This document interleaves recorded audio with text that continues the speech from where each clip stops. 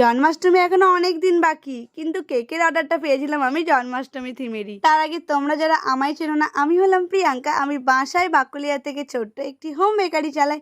স্ক্রিনে দেওয়া নাম্বারে কল করে তোমরা আমার থেকে কেক অর্ডার করতে পারো। আমি কিন্তু এগলেস নিরামিষ কেক বানাই। হ্যাঁ, অনেক দিন পর আমি রেড ভেলভেট ফ্লেভারের কেকটা বানালাম। তোমরা অনেকেই হয়তো ভাবো আমার কাছে রেড ভেলভেট পাওয়া যায় না, কিন্তু আমি রেড ভেলভেট কেকও বানাই।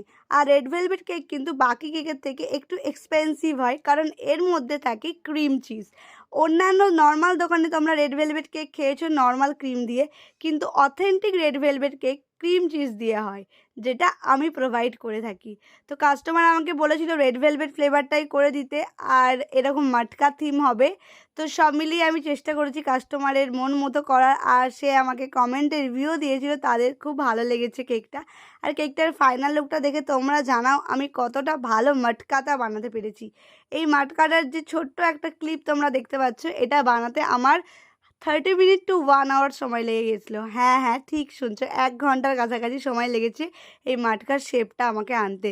আমি এই প্রথমবার মাটকা থিমটা বানাচ্ছিলাম, তাই আমার একটু তো ভয় লাগছিল কেমন কি হবে না হবে। তবে আমার মনে একটা বিশ্বাস ছিল, যেহেতু রাধা মাধব মানে জগন্নাথ দেবের জন্য কেকটা যাচ্ছে, তিনি ঠিক আমার হাত দিয়ে তার পছন্দের কেকটা বানিয়ে নেবেন। আর হয়েছিলও তাই। প্রথমবার ট্রাই করি আমার কেকটা বেশ পারফেক্ট হয়ে গেছিলো।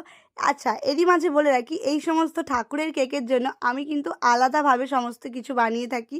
এমনকি পোশাক পরিবর্তন করেও কেক বানাই, যেহেতু ঠাকুরের ভোগে যাবে। তো সামনেই আসছে জন্মাষ্টমী। তোমরা যদি চাও তোমাদের গপুদের জন্য এমন সুন্দর সুন্দর কেক অর্ডার করতে, তোমরা কিন্তু করতেই পারো।